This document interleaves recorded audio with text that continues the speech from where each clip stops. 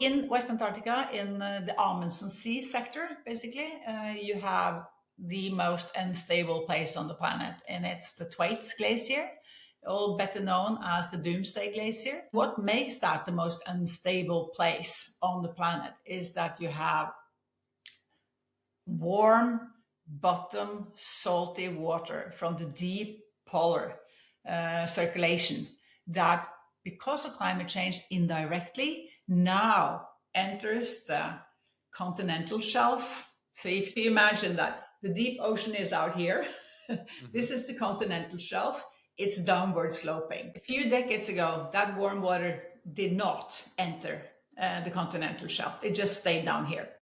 Because of changes, it now suddenly kind of creeps over the sill at the beginning of the continental shelf, and it enters a channel that runs all the way down to Thwaites Glacier over here. So that warm water, as soon as it creeps over the sill and enters this channel, that directs it straight to the soft underbelly of Thwaites Glacier. And then it licks away on the glacier from beneath.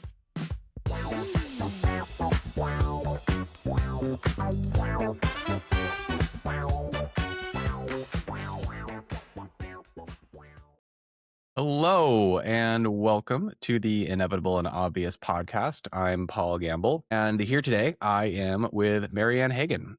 Marianne is the actually, I'm sorry, I didn't get your title correct. Is it the director of the Seabed Curtain Project? We are much more down to earth. So I co-lead it. I lead it together with John.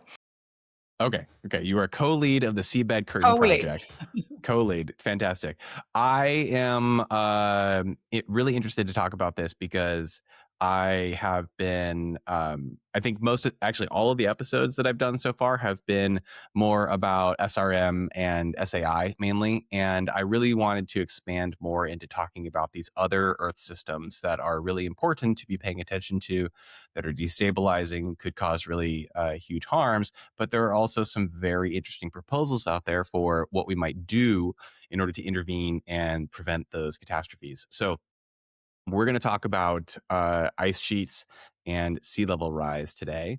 And Marianne, I'll turn it over to you. I would love to know, what's your background? You have you have a lot of senior experience in Norwegian diplomacy. So how did you find yourself working on a very complex and niche climate intervention?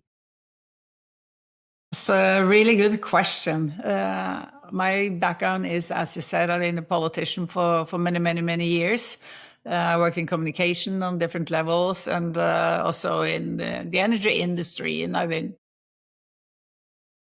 board experience from several parts of society, basically. And I really care about, like a lot of other people, climate change and climate emission, and creating or making sure that the planet that my kids and your kids and other kids will inherit is as good as the one I grew up on. And I have been super positive for so long with the, sustainable development goals, the greenhouse protocol, the way the whole business society, at least in Europe, really got it. They really understood that they need to reduce their own emissions, ask for in their supply chain. So all these ways that the gears kind of got together, driving us all in the same direction, reducing emissions, not only because people, cared about the planet, because they cared about the profit of the companies, they cared about their customers, they cared about, the future for the companies. So I knew that we were behind schedule, but I also thought that we would have the catch-up effect, and it would just everything would come together, and we would do what is needed in time. And this belief of mine was very solid until the full-scale invasion by Russia and the war in Ukraine. Because overnight, at least that is my impression, is the way I experienced it. Overnight, the whole international and European and Norwegian debate changed from focusing on energy transition, moving away from fossil fuels, and it just transformed to energy security, which is also obviously very important. But the consequence of moving away from transition to security is that reducing emission is putting on a low burner. That's it's definitely a thing that I observed too, and it's just been sort of sad and frustrating to watch. I've given your background in energy, I wonder, and I mean Norway is quite interesting in this respect too, with the all of the oil there. Like, why is it that energy security and energy transition don't overlap more? I'm seeing more and more arguments that there is a good case for that to be had. I mean, when you look at the amount of electrification happening in China compared to the Western countries, it's significantly higher. Why isn't that happening? Or why is that narrative not taking off? If you look at democracies and what it takes to be elected in a democracy, one of the core elements for any president or prime minister is that you have to keep the price of energy down, which leads to an enormous amount of subsidies of gas on the pump and all kinds of energy solutions. So that is just, you lose elections if the price of energy gets too high. And then the world is, and we'll get back to the rapid change that you touched upon. The world is dependent. 80% of the countries in the world are not oil and gas producers. 20% are. So the 80% are dependent on the 20% to deliver, new oil every day, new natural gas every day to keep people happy. And it is a system that creates wealth, dependencies, wars, and wins elections and loses elections for you. And that has been the situation. So when a politician anywhere, in Western countries, in Africa, everywhere, are faced with a situation where energy gets really, really expensive, they know they're on the way out of the office. So they'll do anything to prevent that, right? But what's going on right now, because of this very turbulent situation, is that a lot of not only nations, but independent business owners and homeowners are saying that, okay, I can no longer live with this risk. I have to get off grid or I have to get independent. And the only way to get energy independent is, solar or wind, which are all free and in abundance and not regulated by 20% of the countries. It's there for all of us. So the change that we are now seeing, it's super impressive. If you look at Pakistan, if you look at the states like Texas and other states in the US, it's going so fast. And I think that is really going to be a game changer. And interestingly enough, that was not, it was driven by politicians, but not in the way intended. Yeah. So this was not something that the UN or EU or somebody else came together and said, okay, let's do this right. There were wrongdoings making this enormous transition that we now see happening. So I think that is really promising for the future, because as you know and have discussed with other people that you have talked to before, there is no point in discussing interventions or delaying something or reducing the effect of something if you do not do the reduction, or if you don't change the energy system to be not releasing any emissions. Yeah. So let's go. Let's go back to, you said this moment, this changed for you when Russia invaded Ukraine, and it became very clear that we were not going to actually hit that catch up. And actually, in addition to that, now that we see increased demands for energy because of AI build out, does that just like cement that even further for you? Yes, it does. And it's very hard to see how you can, meet that demand without getting higher prices. And you have to just imagine what investments are necessary in the grid. Mhm. And so it's not helpful for the planet. Yeah. Well, But okay, as I said, I have this. I woke up on New Year's in 2026 and I had this notion that this 2026 is going to be a fantastic year for everybody. And I think that one of the things that in hindsight will, stand out as extraordinary and fantastic is the instantly and just organic move away from fossil fuel that is happening everywhere. Yeah, you complicate it even further by what's going on in the Strait of Hormuz, I'm sure. But for me, you have come back to why did I make this huge, giant leap? The company that I work for, that we still work with, because they're among the best engineers in the world.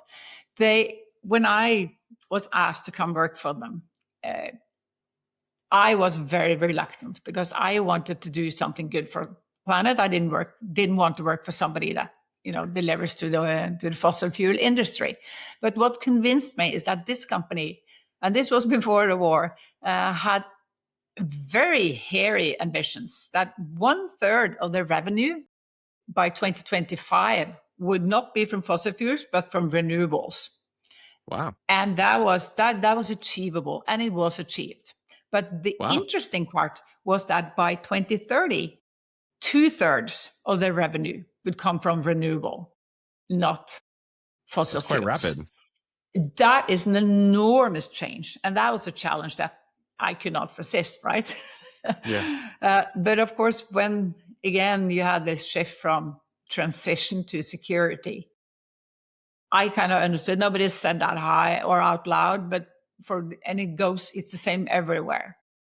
Those 2030 goals are kind of pushed out in time. Yeah. And in all accounts, they're not even discussed anymore.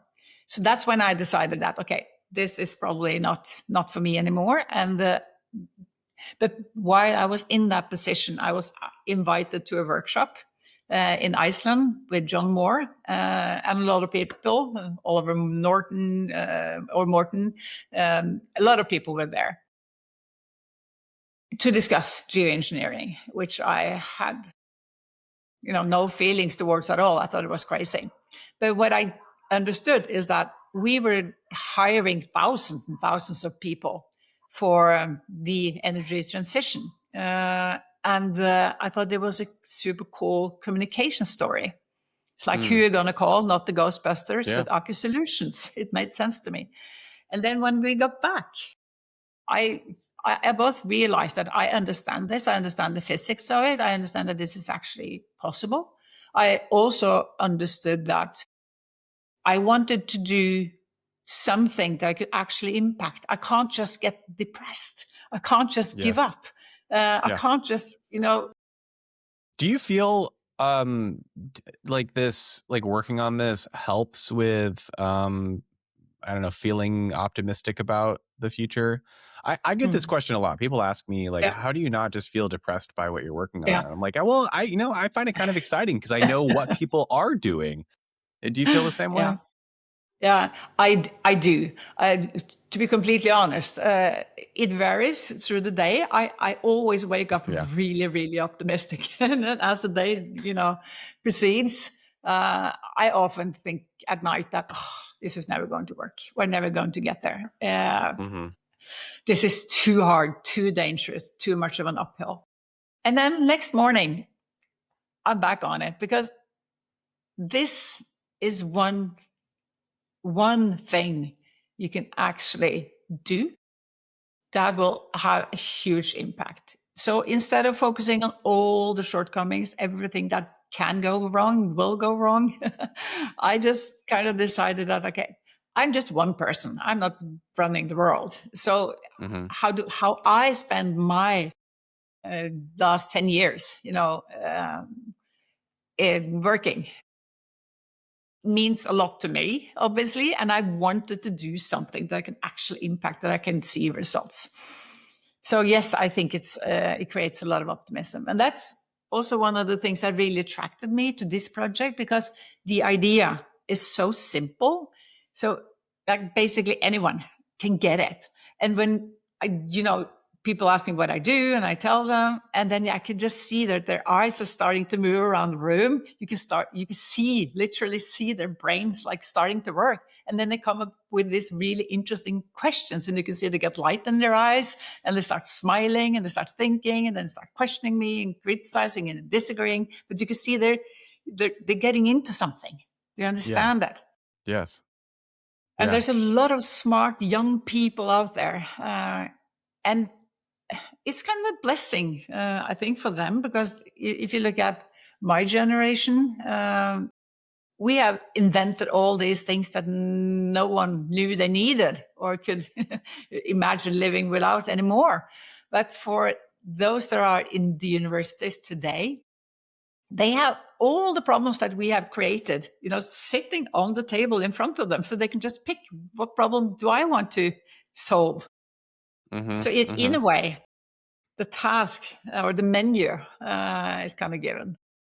Yes, I do agree. I that's an area I find very optimistic about this, is that, well, both pessimistic and optimistic. I'm concerned that there is such a long list of problems that are not being picked up, but also excited by the opportunity of like, wow, there are so many different things that one could potentially do to make such an impact. And just to circle back to why Yeah. I had decided to not like go all wide and say that, well, I'll work on any geoengineering and I'll do, I just focusing on this one attempt. Mm-hmm. Yeah, It makes it easier for my head. That's also that's something I think about a lot too. Of like, I've taken a position of being somewhat broad on all of these things, and I'm trying to help build the field around this and bring more people into this and inspire more. And very successfully so, if I might say so. Thank you. That's really nice. I mean, we're just at the beginning of this, but it is. It is showing progress. I mean, I jumped into this field about a year ago, and it's still small, but I think that there's a lot that's going to happen in the next couple of years. I wanted to come back to help frame what exactly it is that we're talking about here. So, and one of the things that I think is really important about this space is always approaching this from the risk first and talking about like, what is the actual potential problem? And in this case, it's sea level rise. And sea level rise and the impacts that would have on billions of people living around the world, and then start thinking about, okay, what can we potentially do to avoid that outcome? So can you set that stage for us? Like, what is it about sea level rise that's so concerning? It is a huge topic. And the more you kind of lean back and start just using your imagination, how does sea level rise affect things around you? Clearly, it will change the coastlines of the entire planet. And that's a lot. And then you start thinking, okay, what is on the coastline? It's obviously real estate and the nice houses, but it's the mega cities. Like there's so many cities in the world with so many people sitting on the coastline. You have so much infrastructure on the coastline. You have roads, you have railroads, you have nuclear plants, you have the whole, global port infrastructure. It's all on exactly the area that we're talking about. And then you can start just imagine, what does it cost for a city? Like, let's just use New York to start changing the electricity grid, sewage, road systems, port systems. And that's just one city out of, I don't know how many cities there is in the world, but there's a lot. And then you can go back to having been a politician on both the regional, municipality, and national level. Sitting as a politician in the city, responsible for city planning. So where do you build? Where do you put your roads? When do you start to plan to withdraw from the coastlines? If you are responsible for food or even interested in food security, imagine where do you have the best agriculture land? Very often on the coastlines. And if it's not on the coastlines, it's by a river. That will also be affected by a sea level rise of salt water streaming into your agricultural land. And what else is where there is agricultural land? There are irrigation systems. They can't take salty water, so they will stop working. The salty water will seep into freshwater sources all along the coastlines, which will affect whether you and I and our livestock will have access to fresh water. And then you, of course, have the most, striking consequences. There are island states that are developing, not developing, but disappearing. But that's the very, very alarmist, of course, scary and existential threat for many countries. But imagining this going on in Stockholm, it goes on in London, it goes on in New York, it goes on in so many capitals and megacities around the world. And then you can just start thinking about the cost. So we know that real estate, the drop of value of real estate alone runs in the trillions. We know that will also have a knock-on effect on bank security, bank loans. It will have a lot of, real estate or properties that cannot get insurance. What does that do to financial stability? So that's like one big trillion, hat or bucket of cost. And then you have the cities, and then you have infrastructure and port infrastructure. There are the separate buckets, and they all run in the trillions. Right. And I think that, there are a lot of people who might respond to that by saying, sea level rise, it's not going to be like a sudden thing where it's just going to happen over a year or a month. It's going to be a slow, gradual thing. And as long as we have enough economic growth, we'll be able to adapt and change. And it'll be tough. It'll be bad, but it's not like the end of the world. But I think, listening to you just describe all of those different systems that are impacted by this, I mean, can the global economy absorb trillions of dollars in new costs right now while also paying for the energy transition that is necessary for reducing emissions to zero? It strikes me as implausible that we'd be able to absorb these systemic shocks and and actually solve climate change at the same time, while we're also dealing, all the other normal human activity that is just going to continue to grow. I also think that budget-wise, it's going to be extremely difficult. And to add on to this complexity is that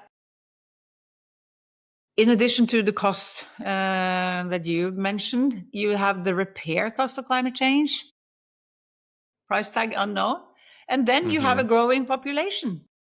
Yes. So, and that but goes for, we are getting older. We are not working anymore. And somebody has to pay our pensions. So you have much fewer people to actually create wealth. And that also means, and also with the rising tension in geopolitics, conflicts, just due to the current situation, and then not factoring in food insecurity, energy insecurity, et cetera, we all have to invest much more in our defense systems. So if you add up fewer people working, climate repair, and investments in defense, there isn't much left, basically. And that means that the funding going towards research is also going to drop. Yes. So again, yes. This is what I think about before I go to bed at night, and then I get really depressed. And then in the morning, I find new hope. Yeah. It's kind of a race against time to get these right. So, okay. So that's the risk. I mean, and to me, it's untenable. It's not, I mean, we're already seeing sea level rise. There were some studies that came out in the recent months showing that it's actually probably worse than we've been measuring, and the way that we measure it might need to adapt and change. And that's a pattern that we see across the board on all sorts of different Earth systems. Our monitoring is not good enough. Our analysis of that is not good enough. There aren't enough people working on this. So what do we do about it is the real question. And the other thing point I just want to add in here, this sea level rise is coming from ice melt. And my understanding, I believe this is right. So the Greenland ice sheet accounts for about 13% of the world's ice, and then 85% or so is Antarctica, and then every other glacier around the world is about the remaining 2%. So most of this ice is locked up in Greenland and Antarctica. And I think what we're going to talk about next is specifically Antarctica. So what is the situation in Antarctica, and why focus there? Can I just, before we go there, paint an even bigger picture of what is causing sea level rise? And it is true that a lot of it comes from glaciers melting. But 50%, around 50%, comes from the volume increase of warmer water. Our team, nobody can actually do something about that. Yes. So the ones that are working on ice thickening efforts to keep the albedo effect try to stabilize the albedo effect, they are addressing that volume increase question. So, but that's around 50%. And then you do narrow it down, and then you can say that we can address the rest, and then we can go to Antarctica. So, and it's particularly the West Antarctic Ice Sheet that is interesting. It's recognized and acknowledged as one of the global tipping points. It's like the number 2 after the Great Barrier Reef, expected to tip, because as everybody understands, you can't really negotiate the melting point of ice. That's sort of a given. So in West Antarctica, in the Amundsen Sea sector, basically, you have the most unstable place on the planet, and it's the Thwaites Glacier, all better known as the Doomsday Glacier. And what makes that the most unstable place on the planet is that you have warm, bottom, salty water from the deep polar circulation that, because of climate change, indirectly now enters the continental shelf. So if you imagine that the deep ocean is out here, this is the continental shelf, it's downward sloping. Yes. A few decades ago, that warm water did not enter the continental shelf. It just stayed down here. Okay. Because of changes, it now suddenly kind of creeps over the sill at the beginning of the continental shelf, and it enters a channel that runs all the way down to Thwaites Glacier over here. So that warm water, as soon as it creeps over the sill and enters this channel, that directs it straight to the soft underbelly of Thwaites Glacier. And then it licks away on the glacier from beneath. So to picture this, for people who aren't necessarily familiar, like the ocean is not just like totally homogeneous water, same temperature all the way up and down. You've got at different depths, you have different temperatures and compositions of the water, the saltiness level, and so on. And that's what you're talking about. So this warm water that was previously not moving in that direction down underneath the ice shelf now is, because of changes in the ocean circulations. Is that right? Not even that is absolutely correct. So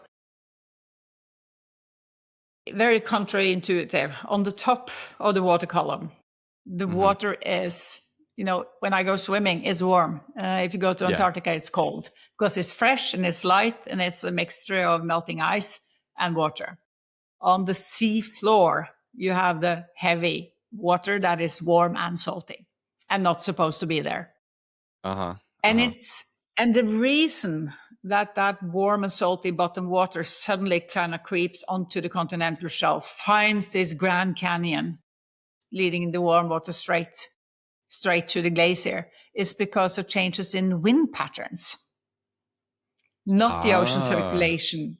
So it is because you get low pressures on the pole, and then it blows the ice cold top water, up north. And that doesn't mean that the sea level drops. What happens is that the warm water takes up the space, and suddenly the warm water finds itself above or higher than the continental shelf. And then it has a straight path to hit the glacier. And that is different in West Antarctica than from other places in Antarctica. So there's a huge difference in the instability and the melting in the sectors that have inflow of warm ocean water and those that don't. Yeah. And what is driving that change in wind pattern that has resulted in all of this? That is climate change. Yeah, that's just warming. That is complex. I am not a scientist.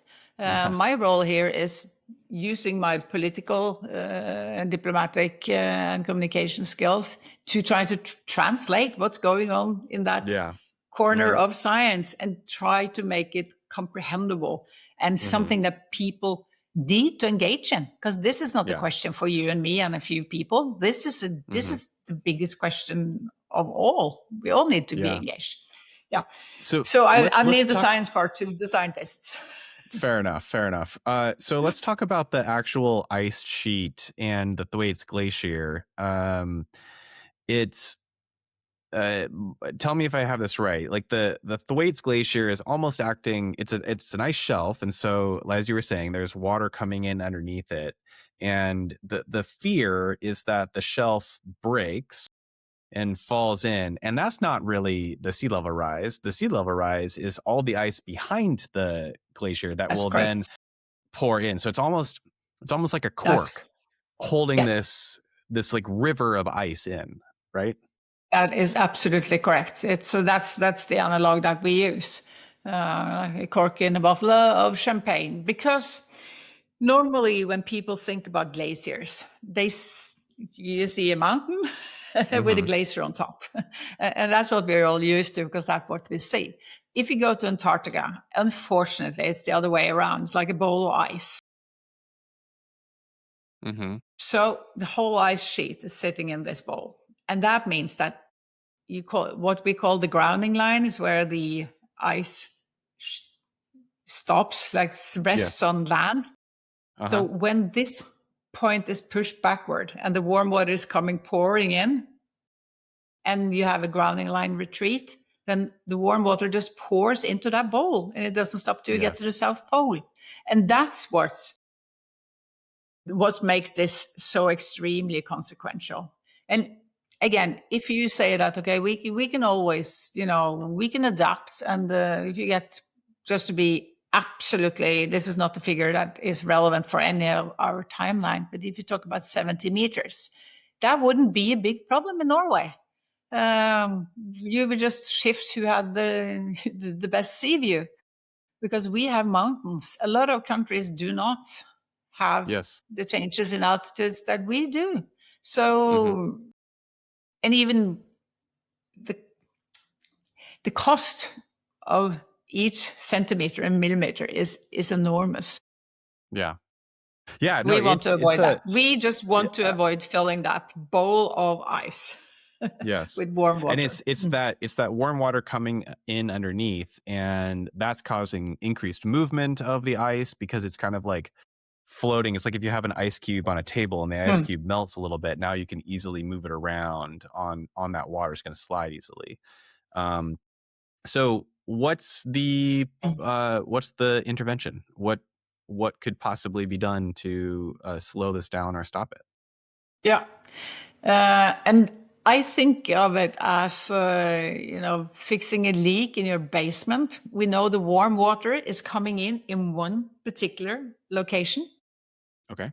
It's about 200 kilometers, 250 miles away from the glacier. It's not talking about doing anything in front of the glacier. It's far away on where the continental shelf starts. So around 200 kilometers away, there is this big channel the size of Grand Canyon. Okay. And in that canyon, there is a sill. It's an old moraine. So the idea is to make that moraine a little bit higher to get us back to the situation we were just a few decades ago, where that warm water didn't reach the top of the sill that we have. So we want to make the sill a little bit higher. The moraine is like kind of the end of the glacier at one right? Point. Yes. Okay. Mm-hmm. Of course, it retreated since then. So the glaciers move back and forth. And it was the glacier moving back and forth that made that Grand Canyon to begin with. Yeah. So, but it's just very unfortunate that it's there. It's very fortunate that it has a sill. And it is fortunate that that sill is in a location where it's possible to make it a little bit higher. So the proposal or the idea that John Moore and came up with in 2018 it has evolved since then. It's just to anchor something on the seabed, on top or in front of that sill, something that is floating, self-buoyant, and I can bend over when you get icebergs that have to pass, and can keep that salty bottom water away from the glacier or away from the continental shelf at all, basically. Just keep moving, keep circulating as you have been for forever. Huh. Don't go. And you said this. Yeah. How tall would this curtain have to be? Yeah. So the depth of the Amundsen Sea at that point is around 650 meters. I don't know what that is in feet. So it's not a lot. It's not particularly deep. In Norway, the people that I work with, they work on depths 3 times that. And then they go sideways for kilometers. And then when they have moved sideways in the bedrock for 4 kilometers, they meet another coming from the other end, and they just find each other. So this is not difficult on an engineering level. So it's 650 meters.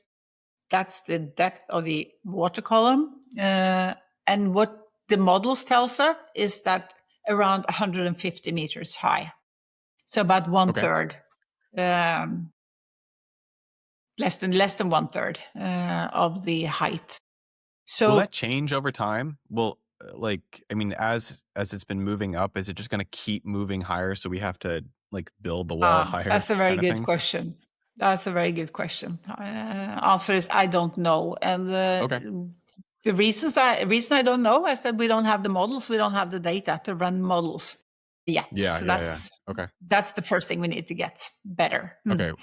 We'll come back to that. Okay. Yeah. So approximately 150 meters high, and then approximately 80 kilometers wide. Okay. It is the biggest thing ever built. Quite long. Yes. It's quite long. And of course, because even if there's very, very little current on the seabed there is a force. So it can't be, one big piece that will be, you can hold that. So it has to be divided into panels in a way. So, but we need to build that digital twin that we can run different designs. That's like a step one for this. Okay. All right. But it has been run in models. It's just to say that it's not like we are just, making drawings on napkins. There's a lot of studies that has been done. There's a lot of modeling that has been done already. So, and they are very conclusive on what they show. It's just, I'm just saying that before we move any further, there's still a lot of data and model runs that we have to do. Certainly. I mean, and that is a common theme that comes up in all of these different potential interventions, is that, we've done modeling, but we could do a lot more. And there are only so many people on the planet who have the training and access to the tools that can actually do this. And so there is if you ask some of those scientists, some of them might say that, well, no, we're doing just fine. We don't necessarily need more. But I think when you look at the grand scheme of this, is like the scope of the risk and the cost associated with this. In a rational world, we would have already built these models and would be really thinking about this. So, but in this case, the problem isn't building the model. The problem is getting the data, because this area. So that's what I want to talk about next. Mm-hmm. Yeah. So you mentioned that the like engineering capabilities for this exist.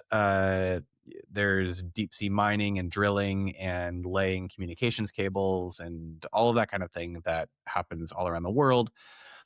But this is one of the most difficult to access locations in the world. So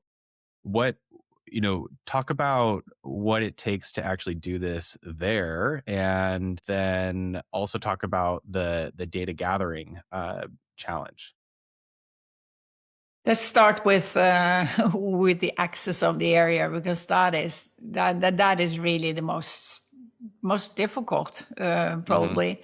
So this area is only, you can only travel there because of the ice for 2 or 3 months a year, if lucky, and not every year. Mm-hmm. So right. January to March, it's often possible to travel by boat in this area.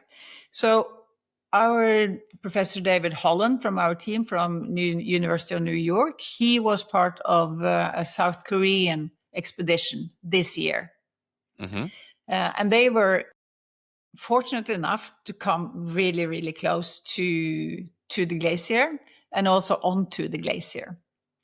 So from his part and from the project side, there were 2 ambitions with his participation in that expedition. First, it was to deploy 2 robotic moorings at the location of the sill. And then when he got into Thwaites, the British Antarctic Survey, they drilled a hole through the 1,000 meters of ice that is Thwaites, and all the way through down to the warm water on the bottom. And they managed to get 5 snapshot tests confirming that the warm water was there. Okay. And then the step 2 of that borehole was to insert a fiber optic cable all the way down to the warm water and then going back up again. And then you have a Starlink sitting on top. So with those 2 data points, the entrance where we have the sill and on the glacier itself, we would have complete control over the warm water. We would know when it enters, how warm it is, at what current, how widespread is it, how often does it occur, and then we would know exactly how does it affect the warm water under the glacier every day and continuously send data home.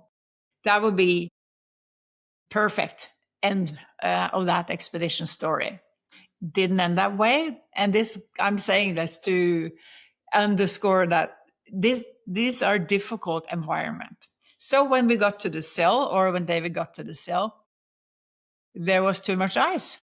It was not accessible. You couldn't get there.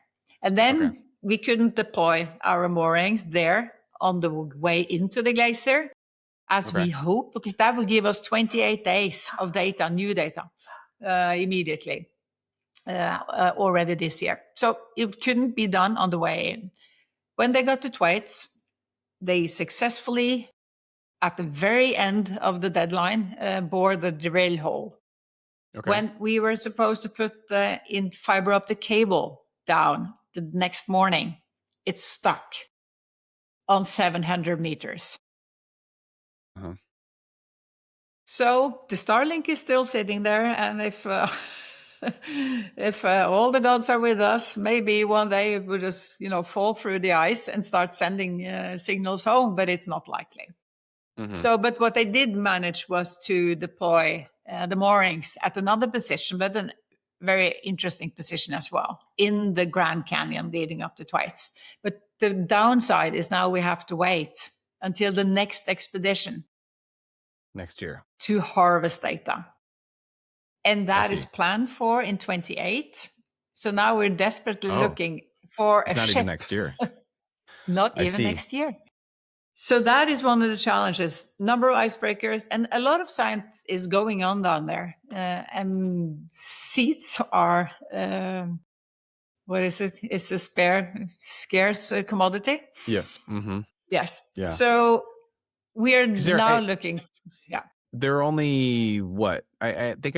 I mean, the New York Times did, and a bunch of different major newspapers did a lot of coverage of this expedition in the early months of the year, and I think I remember reading that this is on a South Korean vessel, and there are only so many icebreakers, like only a handful, like a couple, maybe even that are. It's more than a couple, but it's not a lot. So we are not. There are different programs and networks that are coordinating scientific needs, to make sure that they can accommodate as much as possible and get funding for as much as possible on the available icebreakers. So if you're lucky, we'll find somebody to catch a ride with, or at least to pick up and harvest the data for us and then redeploy the moorings after. The next attempt would be in 2028, not in 2027. Yes, so that's why I'm saying we're desperately looking for somebody going next year that can do this for us. So we know that we're going to get it in 28 if everything works according to plan. But it would have been fantastic for everyone. Because as you started out saying, that all the prognoses about consequences of climate change have been surpassed by realities. Yes. All of them. All of them. So a year matters. Yes. What's the is there any way to improve the situation? I mean, I know like just more funding, more availability of icebreakers and stuff like that, but I believe you all have formulated plans for like trying to increase the amount of more permanent monitoring stations and that kind of thing. Yes. That was one of the lessons learned from this year's Thwaites expedition. And again, Professor Holland came back and he said that it is too dangerous. This is too unstable. There are crevasses, there are things changing on Thwaites Glacier every day. So you cannot base this consequential science and research on having people on the ice. Right. Mm-hmm. Mm-hmm. So that led us to starting to think, okay, how else can we do this? And first, we think we can put together a digital twin, or we want to use existing data, because there's I wouldn't say random, but there are data from this sector, but it's not like long time periods. It's not necessarily exactly what we're looking for, but there is data available. So it's a matter of looking at that as a collective. But the next step has to be to work with other nations, first international group consortium of scientists, and then start working with nations to establish a subsea, unmanned, obviously, observatory in front of Thwaites that can continuously send data back home. And what we kind of envision is unmanned, obviously, again, armored grid of sensors on the seabed. We need some energy production, if it's from solar or wind and small batteries. It doesn't require a lot, but it requires some. And then we need unmanned vehicles that can go in under the ice, that can travel in the channel and in the whole area, and then go back to the grid and charge and offload data, and then go back out again. And that can run so continuously, because this is, I mean, when you think about it, I know exactly when it's going to rain. Because I have the data on my iPhone. I have no idea of what the sea level rise is going to be 10 years from now. So how can I plan? Yeah, so this underwater observatory makes a lot of sense. I mean, this keeps coming up in all sorts of different other tipping point risk areas too, which is this problem of we don't have enough data and we're not looking hard enough at what's going on. So we need better monitoring. And as you've pointed out, unfortunately, because of especially a lot of funding that has been dependent on US government funding in different systems around the world, a lot of this has been pulled back under the Trump administration. So given all of this funding pullback, there's a need for more monitoring. A lot of this is going to be expensive. And what you're proposing is a much more permanent, eyes on the ground to tell us and inform us what's going on. I have questions about the technology for this, how this gets funded, where that data goes. But am I getting that right so far? Yeah, you are. Yeah. So yeah. I was just going to say that to be fair to the US, it's not only US funding that is going down, and that goes back to the beginning of this conversation, because there's so many other needs that are more burning right now all over traditional countries that supports research, growing population, investments in defense, climate repair, and debt situation in a lot of countries as well. Yeah, so it's difficult. So basically funding is going down, and that's going to be the situation for a very long time. And I think that means that, and that's easy for me to say as I'm not a scientist or a researcher, I think that researchers should be much more open to prioritizing what is it that we really need to have done right over the next decade. I very much agree. Because it's not going to be for everybody to study the things that they are most interested in anymore. Yeah. And that's a very difficult thing to do in a decentralized field where everyone's sources of funding and their incentives are all coming from different directions. How much of the technology to build this underwater observatory exists today and or still needs to be invented? Fortunately, there are existing underwater observatories already out there functioning. So the technology is not, it's adaptable. So we can build on what already exists. So what makes this difficult is, again, the location and the source of energy, basically. And, of course, the prices on unmanned vehicles, underwater vehicles, has to come down dramatically, because vehicles are going to, get lost. So it's going to be, but again, maybe we're getting help from the war in Ukraine, because they are developing super quickly now under underwater autonomous vehicles. Autonomous vehicles at another cost. Yeah, what sort of order of magnitude cost are we talking about? We don't know yet. It would be completely immature to start guessing. Not because we don't know what the other, the cost of the other that already exists, but because we don't. It's so difficult to factor in the development and establishment of the energy production and the vehicles. Have you? So one of the things that I've learned coming into this field, especially the way that philanthropic funders approach this stuff, is they always want to have what's the shortest milestone possible. Yes. To get to the next step. How do you approach that in your own project? Not extremely successful, I would say. That is so tricky.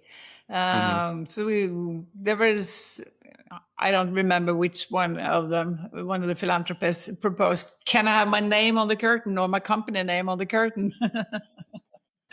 So, but this is one of the things that you can look at least two ways. It could be just knowing that you did this for, just say, your grandchildren and their generation.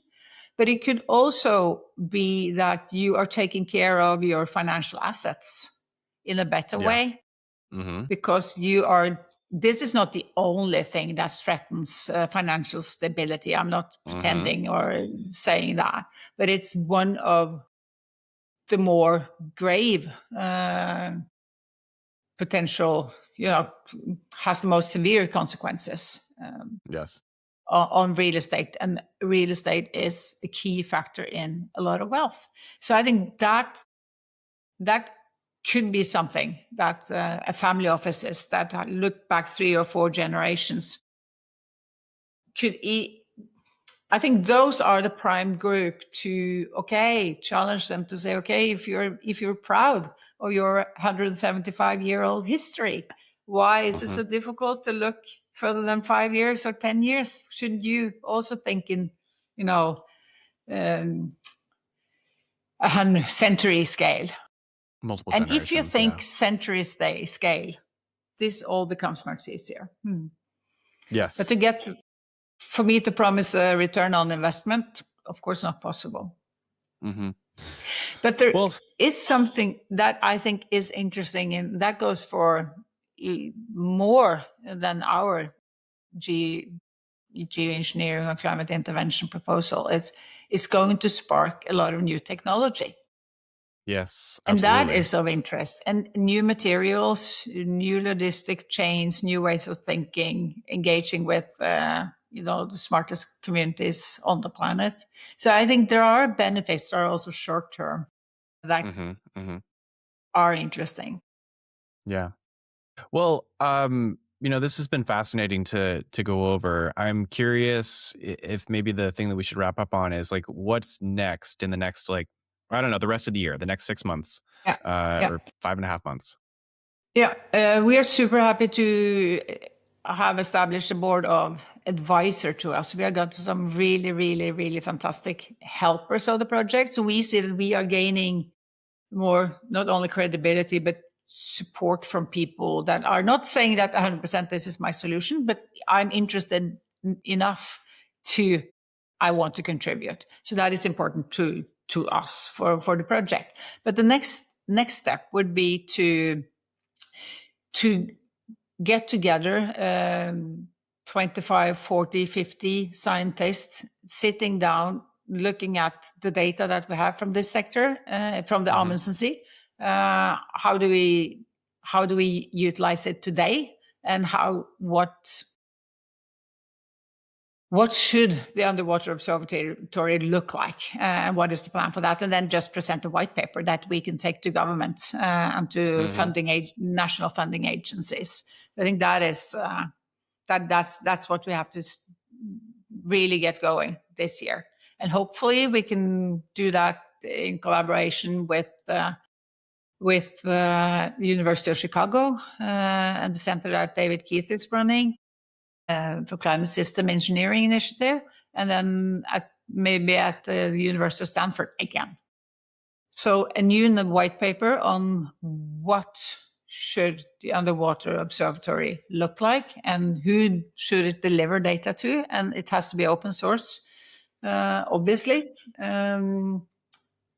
I firmly believe that this question of intervention, it's so complex and so big, and we have to involve so wide, audiences in the discussions of all these things. So this should not be something that white old people like me are doing doing in close congregations. This has to be on the world stage discussion, and we have to hear all voices.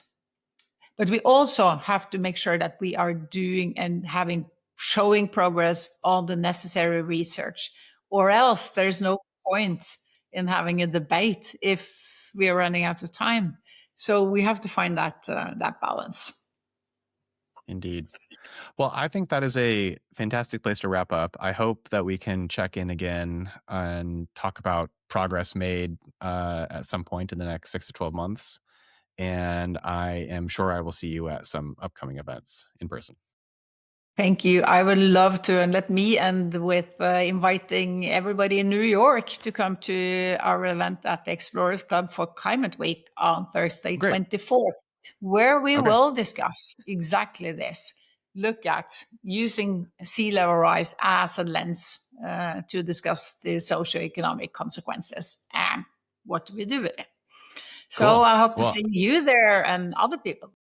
I will be in New York, and I've been to the Explorers Club. It's a very, very cool place to do that. So, yeah, cool.